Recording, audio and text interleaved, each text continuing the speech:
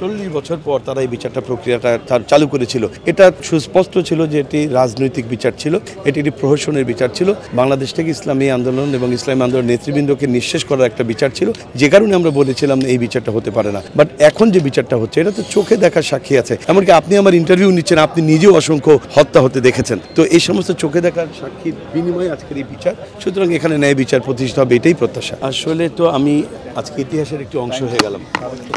যে ট্রাইব্যুনালে বসে নিরীহ নির্দোষ মানুষদেরকে অন্যায় আদেশের মাধ্যমে হত্যা করা হয়েছিল, আজকে সেই ট্রাইব্যুনালে আমি এসেছি এটা দেখার জন্য যে কিভাবে ন্যায় প্রতিষ্ঠিত হয়।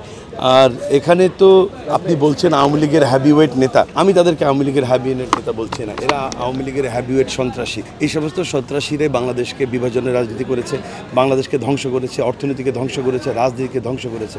সুতরাং সেই সমস্ত হ্যাভিওয়েট সন্ত্রাসীদের বিচার হচ্ছে, এই বিচার দেখার জন্য এসেছি। Double million offer, Walton fridge কিনে পেতে পারেন 20 লক্ষ টাকা, রয়েছে কোটি কোটি টাকার নিশ্চিত উপহার। এবং আমি বিশ্বাস করি যে এই ট্রাইব্যুনালে ন্যায় বিচার প্রতিষ্ঠিত হবে, কারণ এখানে কোনো শোনা সাক্ষী নেই, এখানে সব দেখা সাক্ষী, চোখে দেখা সাক্ষীর বিনিময়ে আজকে এখানে ন্যায় বিচার প্রতিষ্ঠিত হবে, এটাই বিশ্বাস করছি। নিশ্চয়ই ন্যায় বিচার হয়নি, কারণ সেখানে কোনো চোখে দেখা সাক্ষী ছিল না, সেখানে সরকারের কাছে কোনো অকাট্য দলিল ছিল না, এভিডেন্স ছিল না, তাদের কাছে সব ছিল শোনা সাক্ষী।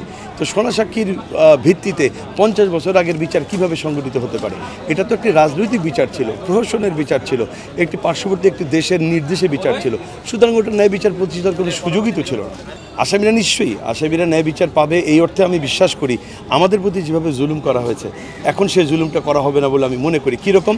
যে আমাদেরকে সাক্ষী গ্রহণের ক্ষেত্রে আমাদের সাক্ষী সংখ্যা নির্ধারণ করে দেওয়া হয়েছিল। তারা সাক্ষ্য দিয়েছিল 46 জন, আমাদেরকে দিতে দেওয়া হয়েছে 13 জন। আদালত প্রাঙ্গণ থেকে আমাদের সাক্ষীকে অপহরণ করা হয়েছিল, এখান থেকে ওদের কোনো সাক্ষীকে অপহরণ করা হবে না। আমাদের বিরুদ্ধে মিথ্যা সমস্ত ডকুমেন্ট তৈরি করা হয়েছিল, আশা করি সেটা এখানে হওয়ার কোনো সম্ভাবনা নেই। এরপরে আমাদের সেফ হাউস কেলেঙ্কারির কথা আপনারা সবাই জানেন, যেখানে সাক্ষীদেরকে এনে ট্রেন্ড আপ করা হতো, এখানে সাক্ষীদেরকে ট্রেন্ড আপ করা হবে না। সুতরাং আমাদের প্রতি যেরকম জুলুম করা হয়েছে, ওদের প্রতি সেই জুলুম করা হবে না। আমি কোনো আক্ষেপ বা প্রতিশোধের জায়গা থেকে আসিনি, আমি ইতিহাসের অংশ হতে এসেছি।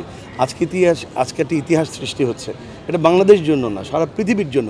জুলুম করে ছাড় পাওয়া যায় না, এটা আজকে তার প্রতিষ্ঠিত হচ্ছে, আজকে এটা প্রমাণিত হচ্ছে। আমি সেই জায়গা থেকে আজকে এই ন্যায় বিচার প্রতিষ্ঠিত হতে যাচ্ছে, এটা দেখার জন্য এসেছি। আর দ্বিতীয়ত, এই ট্রাইব্যুনাল আর আগের ট্রাইব্যুনালের মধ্যে গুণগত পার্থক্যটা কোথায়?